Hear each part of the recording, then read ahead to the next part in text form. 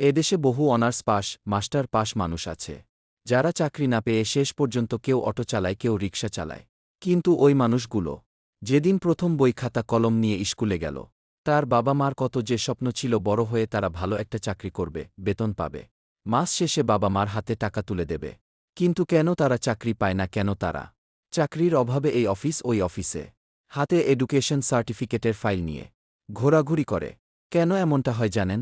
এমনটা হয় কারণ যে ছেলেটা কিংবা মেয়েটা অনার্স পাশ করে বের হয়, তখন ইন্টারভিউ বোর্ডে তাকে প্রশ্ন করে, আপনি যে এই পদের জন্য এসেছেন, তো আপনার পূর্বের কত বছরের অভিজ্ঞতা আছে? আচ্ছা, আপনারা দিল থেকে একবার নিজেকেই প্রশ্ন করুন তো, যে ছেলেটা আদৌ কখনো চাকরিই করেনি, তার কাজের অভিজ্ঞতা কি করে থাকবে? আর এই কাজের অভিজ্ঞতা না থাকার কারণে কত যে যুবক যুবতীর চাকরি হয় না, তার কোনো হিসাব নাই।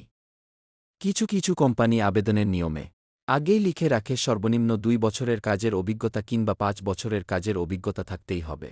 আর তখনই সেই ছেলেটা কিংবা মেয়েটার চাকরির স্বপ্ন শুধু স্বপ্নই থাকে, বাস্তবে আর পূরণ হয় না। ২৫-২৬ বছর পড়াশোনা করার পর যখন ওই ছেলে মেয়েগুলো দেখে চাকরির বাজারে তাদের চাকরি নাই, তখন নানান প্রেশারের ফলে এক পর্যায়ে ছেলেগুলো হয় রিকশা চালায়, কেউ অটো চালায়, কেউ আবার ছোট মোটো মুদি দোকান দিয়ে বসে থাকে। আমাদের দেশে কেউ শপিং করার জন্য মাসে মাসে ইউরোপ আমেরিকায় যায়। ওদিকে হাজারো পরিবার ৩ বেলা ঠিক মতো খেতেও পায় না। কিন্তু তাদের মধ্যে কেউ কেউ তো তাদের ঘাম ঝরানো পরিশ্রম দিয়ে ছেলে মেয়েকে পড়াশোনা শিখিয়ে শিক্ষিত করেছিল। তবুও কেন চাকরির অভাবে তাদের হাঁড়িতে ৩ বেলা খাবার জোটে না? এটাই কি আগামীর বাস্তবতা, নাকি এক নতুন সূর্য উঠবে?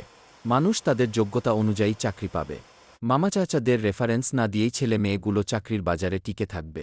এই আঁধার কালো দিন সরে যাক, নতুন আলোয় আলোকিত হোক আমার আপনার স্বপ্নগুলো।